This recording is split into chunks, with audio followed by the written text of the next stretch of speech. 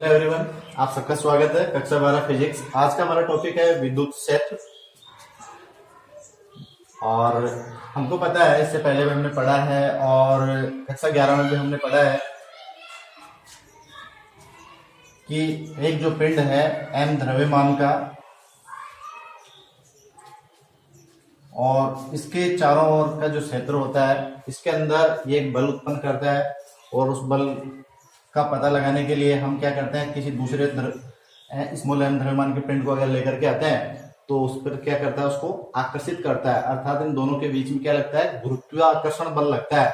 और गुरुत्वाकर्षण बल के कारण जिसका गुरुत्वाकर्षण बल ज्यादा होता है उसको अपनी ओर क्या कर लेता है, आकर्षित कर लेता है। इसी प्रकार से हमने यहाँ भी देखा था कि कोई भी जो बिंदु आवेश होता है, मान लो ये बिंदु आवेश है यहाँ पर Q, तो ये अपने चारों ओर क्या करता है, एक क्षेत्र उत्पन्न करता है। अर्थात एक इस वातावरण के अंदर डिस्टर्ब पैदा करता है। और ये डिस्टर्ब क्या पैदा करेगा, इसके अंदर किसी दूसरे आवेश को यदि इस क्षेत्र के अंदर, जिसके चारों ओर का जो एरिया हम बना रहे हैं, इसके चारों ओर ये एक डिस्टर्ब पैदा करता है और इसके अंदर दूसरे आवेश Q नॉट, जिसको हम परीक्षण आवेश का नाम देंगे, ये Q नॉट आवेश लेकर के आते हैं तो इसके ऊपर ये क्या करता है, बल लगाता है। और ये जो इसके ऊपर बल लगा रहा है तो ये आकर्षण या प्रतिकर्षण कोई सा भी हो सकता है, क्योंकि ये आवेशों की प्रकृति के ऊपर निर्भर करता है। आवेश यदि समान प्रकृति के होंगे तो प्रतिकर्षण बल लगेगा, और यदि समान प्रकृति के होते हैं तो प्रतिकर्षण, और विपरीत प्रकृति के होते हैं तो आकर्षण बल लगता है। तो यहाँ ये इसके चारों ओर का जो क्षेत्र है, इसी को हम क्या कहेंगे, विद्युत क्षेत्र। तो इसको कैसे परिभाषित करेंगे, तो इसकी परिभाषा होगी कि किसी बिंदु आवेश के चारों ओर स्थित वह क्षेत्र जिसमें किसी अन्य आवेश को रखने पर या ले जाने पर वह बल का अनुभव करता है, उसे हम क्या कहेंगे, विद्युत क्षेत्र। तो किसी बिंदु आवेश के चारों ओर स्थित वह क्षेत्र जिसमें किसी अन्य आवेश को ले जाने पर वह बल का अनुभव करता है, इससे उस बिंदु आवेश का विद्युत क्षेत्र कहेंगे। कौन से बिंदु आवेश का, इस वाले बिंदु आवेश की बात कर रहे हैं। ये जो विद्युत क्षेत्र होगा ये इस बिंदु आवेश के कारण हो रहा है।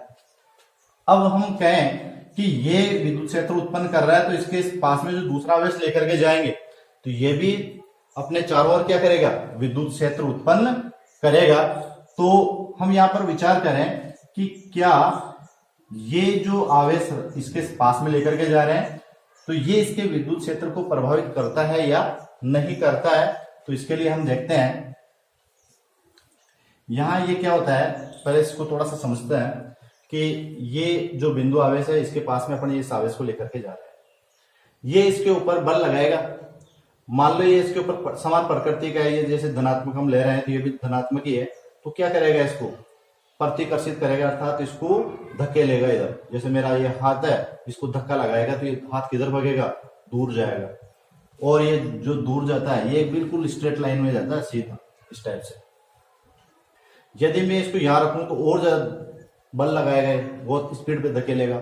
यदि मैं इसको दूर रखूंगा तो क्या करेगा, ये इतना बल लगाएगा, नहीं।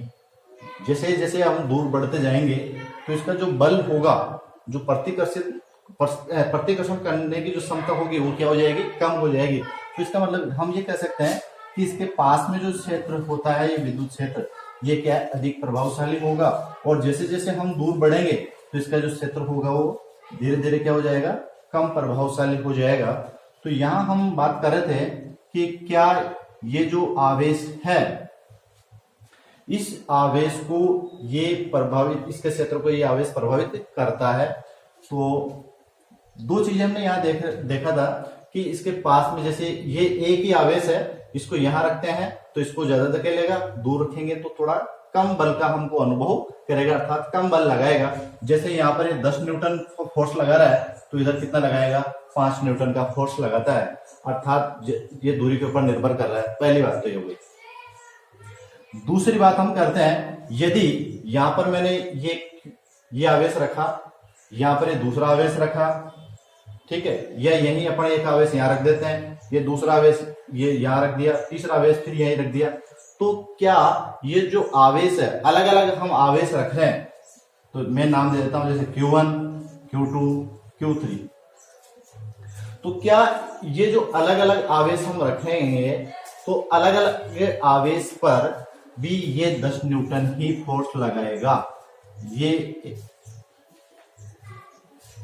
ऐसा नहीं, क्योंकि ये आवेश की मात्रा पर निर्भर करेगा कि आवेश कितना शक्तिशाली है कैसे, और ये सारे के सारे रिजल्ट कि ये जो आवेश है इस पर दूसरे आवेश के ऊपर फोर्स लगाएगा तो दूरी पर भी निर्भर कर रहा है और आवेश के ऊपर भी निर्भर कर रहा है। तो ये सिंपल सा फंडामेंटल है इसका। वो कहां से हम देख सकते हैं? वो कूलाम के नियम से, क्योंकि कूलाम का नियम होता है F बराबर K(Q1 Q2) अपॉन R²। अर्थात जैसे जैसे दूरी बढ़ती जाती है तो ये फोर्स भी क्या होता जाता है? कम होता जाता है। और ये यदि ये जो आवेश है, आवेश को जैसे जैसे बढ़ाएंगे तो ये जो बल होगा ये क्या होगा? बढ़ेगा। तो ये आवेश के ऊपर भी निर्भर करेगा और किसके ऊपर निर्भर करेगा? उसकी दूरी के ऊपर भी निर्भर करता है। अब बात ये आ रही है कि ये जो आवेश है इसके चारों ओर का जो विद्युत क्षेत्र होगा वो उसको क्या करेगा? प्रभावित तो कर सकता है।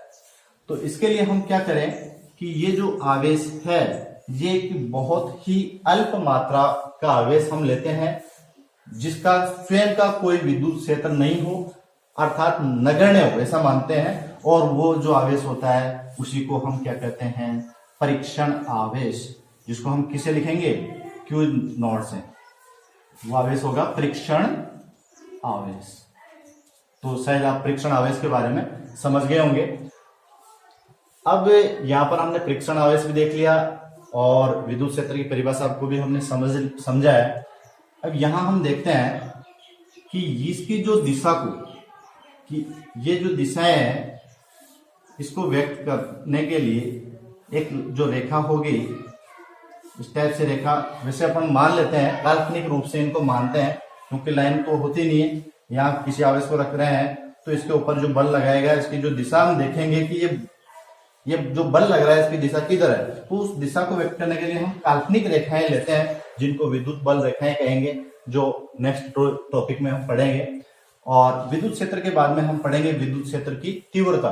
तो विद्युत क्षेत्र की तीव्रता क्या होगी कि इस यहाँ पर इस विद्युत क्षेत्र के अंदर जो बल है ये लग रहा है, ये जो बल है वो बल किस पर? एकांक आवेश को के आधार पर हम परिभाषित करेंगे उसको कि एकांक आवेश।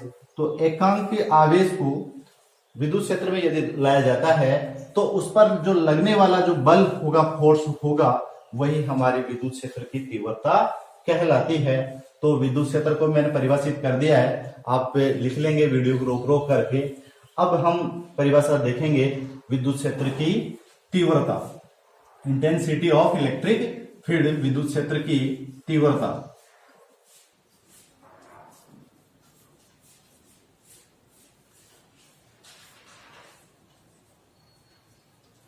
विद्युत क्षेत्र की तीव्रता, तो किसी बिंदु आवेश के कारण, पहले एक बार मैं इसी को बोल रहा हूं कि किसी बिंदु आवेश के चारों ओर का वह क्षेत्र जिसमें किसी आवेश को रखने पर वह बल का अनुभव करता है, तो ये जो क्षेत्र है उस बिंदु आवेश का विद्युत क्षेत्र कहलाता है।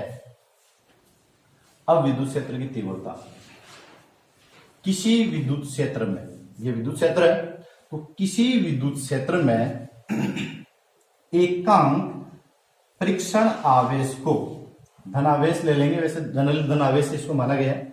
तो किसी विद्युत क्षेत्र में एकांक परीक्षण आवेश को रखने पर उस पर लगने वाला बल ही विद्युत क्षेत्र की तीव्रता कहलाता है।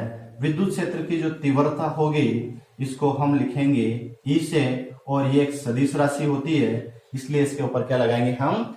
वेक्टर। तो ये हो जाएगा इसकी परिभाषा के अनुसार E = F vector upon Q0। ये विद्युत क्षेत्र की तीव्रता का फॉर्मूला है। और ये कैसे आया है इसके बारे में हमको ज्यादा डिस्कशन नहीं करना है, वैसे तो आप समझ सकते हैं कि यहां से हम देखेंगे जनरली, इसको मैं इधर लेके जा रहा हूं तो ये जाएगा Q naught E is equal to F, अर्थात F is equal to directly proportional of Q naught या Q जनरली अपन बात करेंगे जो भी आवश्यक लेंगे, और F is equal to directly proportional of E। तो यहां से रिजल्ट निकल रहा है कि इस विद्युत क्षेत्र के अंदर हम किसी आवेश को रखते हैं तो उस आवेश के ऊपर क्या लगेगा, बल लगेगा। वो बल किसके ऊपर निर्भर करेगा, उस आवेश के ऊपर, जो कि हमने देखा था यहां पर Q1 Q2 Q3 लेकर के।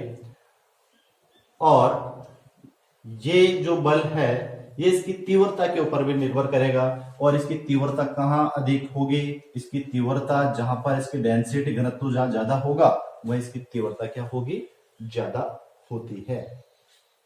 तो ये विद्युत क्षेत्र की, और इसकी दिशा की बात करें, विद्युत क्षेत्र की तीव्रता की दिशा की, तो इसकी जो दिशा होती है इस बल के अनुदिश ही होगी, अर्थात जो भी आवेश लेकर के आ रहे हैं इस आवेश पर लगने वाला जो बल होगा उस बल के अनुदिश ही विद्युत क्षेत्र की तीव्रता की दिशा होती है। अब हम देखते हैं कि यदि प्लस आवेश है और एक कौन सा होगा, नेगेटिव, तो प्लस आवेश के लिए हम कहेंगे कि यहां पर भी जो आवेश लिया था यह धन आवेश ही था, और यहां से इस प्रकार से ये जो बल लगेगा ये इधर लगेगा बाहर की ओर, इसको प्रतिकर्षित कर रहा है जो भी आवेश लेकर के आ रहा है। तो धन आवेश पर विद्युत क्षेत्र की तीव्रता की दिशा किधर होती है, बाहर की ओर होती है। धन आवेश के कारण विद्युत क्षेत्र की जो तीव्रता होगी वो कहां होगी, बाहर की ओर। और यदि यहां पर ऋण आवेश अगर हम लेकर के आते हैं तो ये क्या होगी, विद्युत क्षेत्र की जो तीव्रता होगी इस धन आवेश से तो निकलेगी और इस आवेश की ओर होगी। जो भी आवेश वहां लेकर के जाएंगे तो आवेश की ओर अर्थात अंदर की ओर होगी, और प्लस आवेश के कारण विद्युत क्षेत्र की तीव्रता बाहर की ओर होती है, और ऋण आवेश के कारण विद्युत क्षेत्र की तीव्रता आवेश की ओर होती है। तो ये हमको इसकी दिशा के बारे में जानकारी रखनी है। अब हम देखते हैं क्षेत्र की तीव्रता, जिसको हम किससे लिख रहे हैं, इससे, और इस विद्युत क्षेत्र की तीव्रता का मात्रक देख लेते हैं। तो इसका मात्रक हो जाएगा, इसका फॉर्मूला हमने अभी ज्ञात किया है, तो E is equal to F vector upon Q naught. तो इसका मात्रक हो गया यहाँ से न्यूटन पर कूलम, और एक और होता है इसका वोल्ट पर मीटर। तो इसके दो मात्रक है जिनको आपको ध्यान में रखना है, और इसका विमा निकालना चाहे तो विमा भी हम निकाल लेंगे।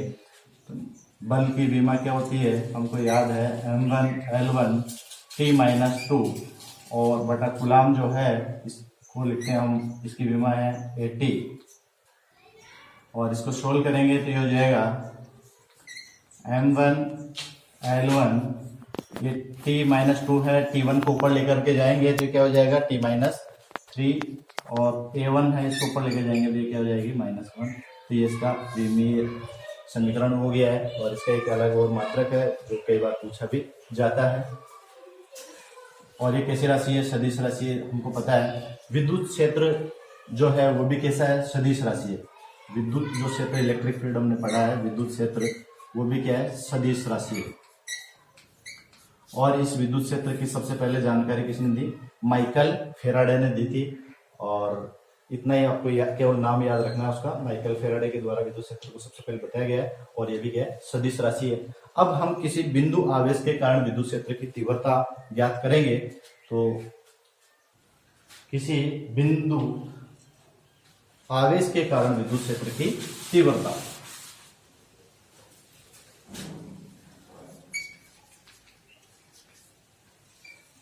बिंदु आवेश के कारण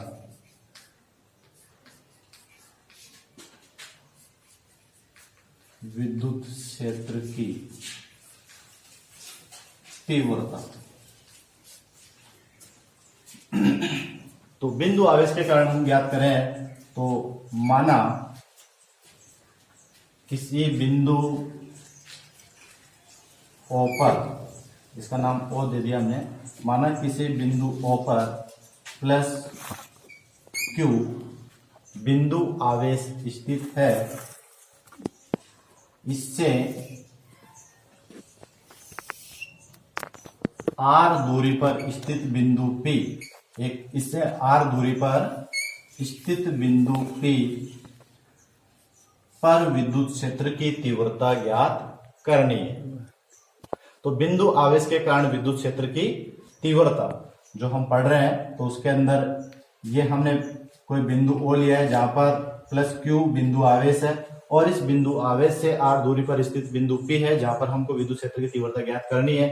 और माना बिंदु P पर प्लस Q नॉट, जिसको क्योंकि ये परीक्षण जो आवेश है ये हमेशा पॉजिटिव लेते हैं, तो आप दिमाग में बस इतना याद रखें।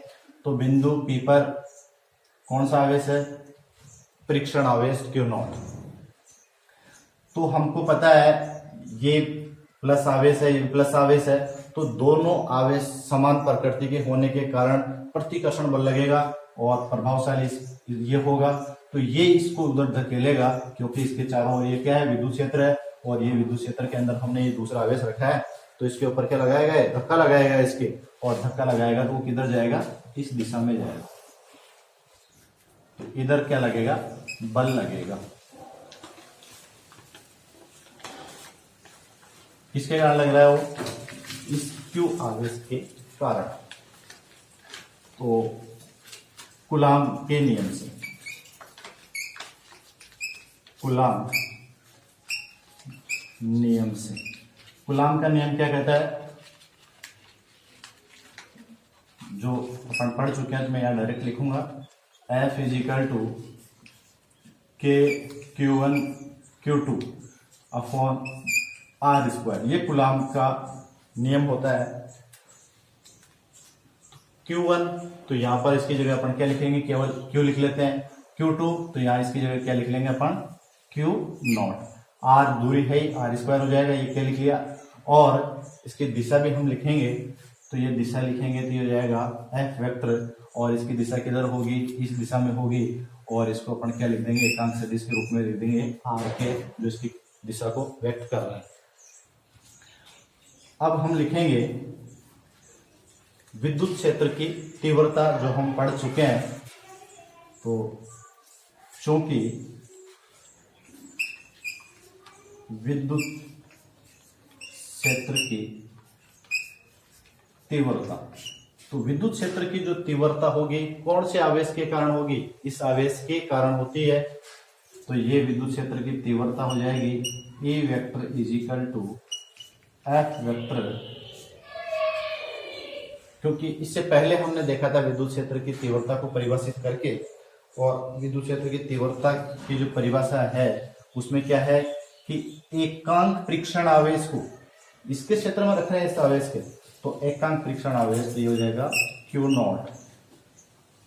अब यहां से इस F का मान इसमें रखेंगे तो हो जाएगा E वेक्टर इजिकल टू के Q नॉट अपॉन